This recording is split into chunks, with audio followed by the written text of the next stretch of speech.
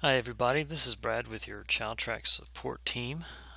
In this webinar I'm just going to go over with you a couple new features that we will be adding to ChildTracks to make it a little bit easier for you. I'm going to begin here in Client Care. One of the things you'll notice, and I'll just point this out, Client Care module here looks a little bit different. You notice the little blue bar up here. Aesthetically it looks a little bit different. And we've done this to match the add new diagnosis area, as it has changed since we added the DSM-5 diagnosis. So you'll notice that in client care, also behavior logs or progress notes, you'll see that as well. Contacts looks a little bit different, looks a little bit cleaner, a little bit easier on the eyes. Client incidents the same way. And even up here under the placement, agency billing, I think you'll notice the biggest difference here aesthetically and how it looks. A little bit easier to read, easier to follow. Under contact types, you'll notice the bar up there, case management as well. Just cleaned up some of the extra lines, made it look a little cleaner. And then also in the client care initiate screen as well. So we just made those few changes on the client's placement page as far as the view and how things look. But what I really want to cover and delve into in this webinar has to do with the save and return button down here that you'll notice at the bottom, and also the send notifications button down here at the bottom. Now both of these items, the send notifications, save and return buttons, they are going to be on client care. They'll be on behavior logs, contact checks, behavior logs or progress notes, also home and parent requirements, and user requirements, authorizations and appointments as well, and even on the add a youth or add a client screen and the edit a client or personal information screen. So if I jump over here to this kid's personal information, you'll see the send notifications button is there as well. So what the save and return does, let's go back here to client care.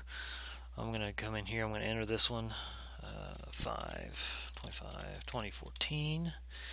Now instead of just hitting the save button like you're accustomed to doing, saving it and it stays on this screen, what I can do now with the save and return is I can hit that button. I meant to enter the right dates. Okay, save and return. If I hit that button, it's going to save the item, takes me right back to the client care module. Whereas before, when you'd click the save button, it would save it, but you'd still be on that page, and then you'd have to click the return to previous or click client care over here on the side or contact check wherever you were previously. So now we've added that functionality in one button. You can save the item at the same time and return back to the screen you were on before. And again, that's throughout the system in all kinds of requirements, home parent requirements, user requirements. Okay, so the notifications, send notifications button. Again, this will be in each of those places that I've already mentioned. This goes a little bit more in depth, obviously. So you come in and complete a client care item or contact check, whatever you're working on at the time, and you've already saved it, so you want to send a notification out about this item, this 1294A in this case.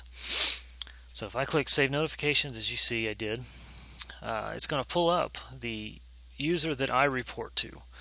So as I'm logged in as myself, Brad, I report to Paul Hanrahan in this case. So he automatically shows up. He's checked by default. So let's say that's not who you need to notify. You have the option here to search for the person by name. In this case, I'm just going to type in a few letters and it starts bringing up users' names, and it is looking at the users. So if they're not in the users, they will not show up here. So I'm choose to notify this person. You see it brings him up over here, checks him by default, and you can always uncheck if you don't want to notify them as well. Type in the message that you want them to see, and when you send this notification, it will send them an email with this message and who the notification was sent by. So they are going to see this message that you type in this narrative here. And then hit send notification for 1294A, you get the confirmation that automatically disappears. Now, I've already sent myself a notification, so I'm going to come up here and this next to the gear cogwheel here. This is the notifications menu. So if I click on that, you see this is notification that I sent myself earlier. It gives you the subject, it gives you who it was from, much like the email will.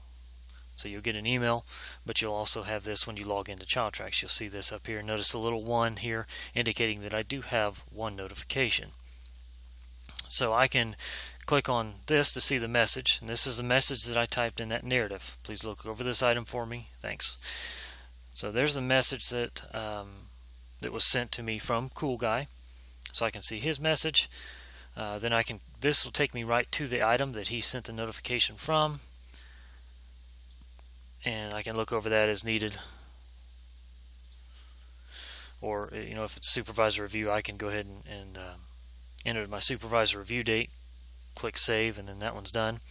And then you'll notice the dismiss button over here. So I'm going to go ahead, I've already looked at it, I've done what I need to do with that item, I'm going to dismiss it. And you see that it's gone. So if I click that, it collapses that menu. And again, the save notification works the same way throughout the system, wherever you see that button, in progress notes, contact checks, home and parent requirements, user requirements, things like that. Now let's say I want to go back and find a previous notification. Notification somebody sent me before that I've already dismissed. You'll notice it's not going to be in here. So if I click on this little gear icon again, you notice in here I now have notifications link over here. So if I click that, I can search based on sent date or dismiss date. Enter your date range. I'm just going to go back a year so I'll make sure I cover it all. Now I can include just the new items, or if I check this box here, I can include the ones that I've dismissed as well. And if I click go, and in this case every one that I've had has been dismissed, so you'll see the history of notifications that you've received. And again, these are linked, so that'll take you to that document or that item. This is the message that was typed into that narrative field when that person sent a notification. Shows you who it was sent from, the date that it was sent, and also the date that I dismissed it. So you notice this one here that we just looked at was sent today, dismissed today.